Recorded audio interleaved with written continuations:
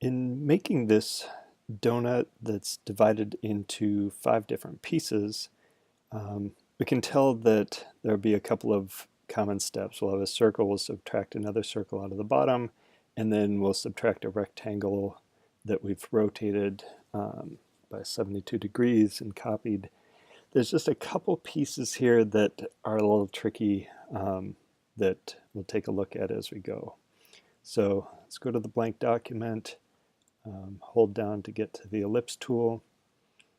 I'm going to press Shift as I'm creating this circle to make sure it's constrained to be a circle.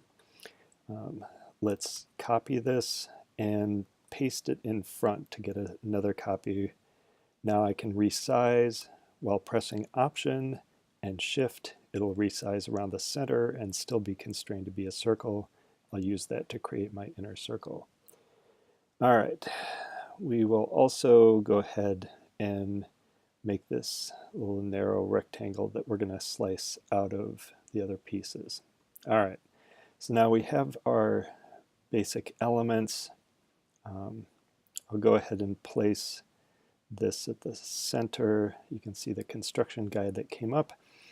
Now there's an order of operation here that works better than another. So the first time I tried it, I decided from here to select both the circles, go to the Pathfinder palette, and do the minus front operation to create the donut. Okay, now if we go to rotate this rectangle around and make copies using the rotate tool, go there. The trick we usually use is to find the center of our circle and Option or Alt click on there to get the little dialog that lets us specify the angle. Now you notice that I'm not getting any little center indicator here, and that's because for some reason, even though we've got this donut object, Illustrator doesn't automatically give us the center. It'll do it for some things, like when we're going to get the construction guides for centering this object, it shows it, but not when we go to rotate. So I'm going to undo this and do the operations in a slightly different order so that I have that center. So I'm going to actually start by rotating. So I'm going to select my rectangle, find the center. You can see as I hover, I see the center. I'm going to hold down Option on the Mac or Alt on the PC, give a single click.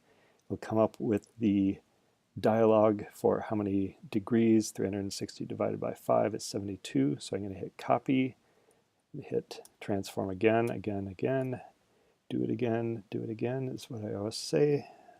There I've got my rectangles. Now I'm going to go ahead and create my donut, and now I can subtract these rectangles from the donut. Now the other thing to note here is that the minus front tool that we will use to subtract the rectangles from the circle operates on, it'll subtract anything that's in front of my back object from the back object. So in this case, I don't need to do any grouping of my rectangles. I don't need to do anything. I just highlight everybody, hit minus front, and that subtracts out our rectangles. Really nice and easy. Now the other piece here on our example is some really thick lines that I've used to outline the segments.